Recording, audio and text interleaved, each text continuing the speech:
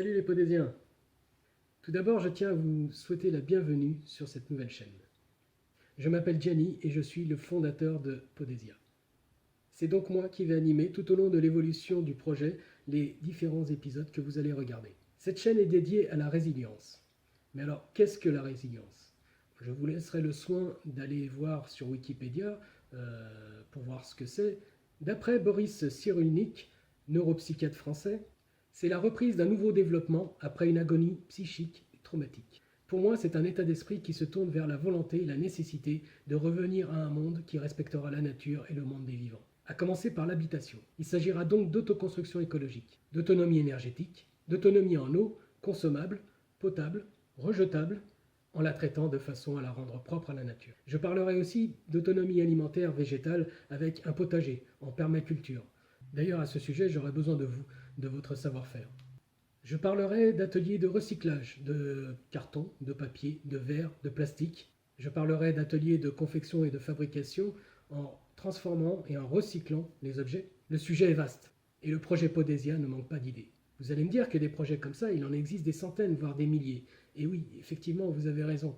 Mais Podésia a sa particularité. D'ailleurs, le projet doit son nom à cette particularité.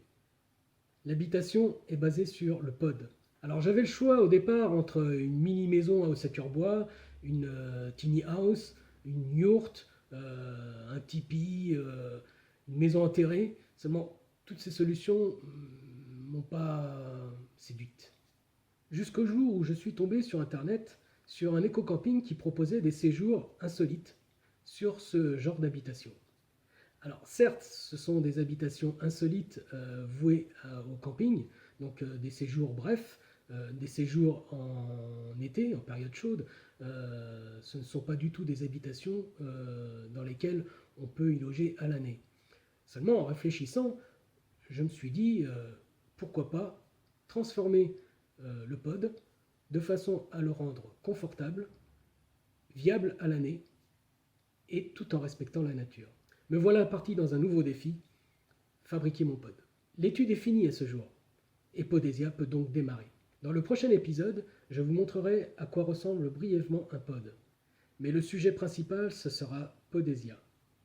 Podésia peut donc démarrer, comme je l'ai dit, mais pour cela, il faut un terrain, et ce sera le sujet du prochain épisode. Merci de m'avoir suivi jusqu'au bout. Pour les curieux qui veulent suivre cette aventure, il vous suffit de vous abonner. Comme ça, vous serez avertis de l'apparition des nouveaux épisodes. Ne loupez pas le premier. Je vous dis à la prochaine. Salut les Podésiens.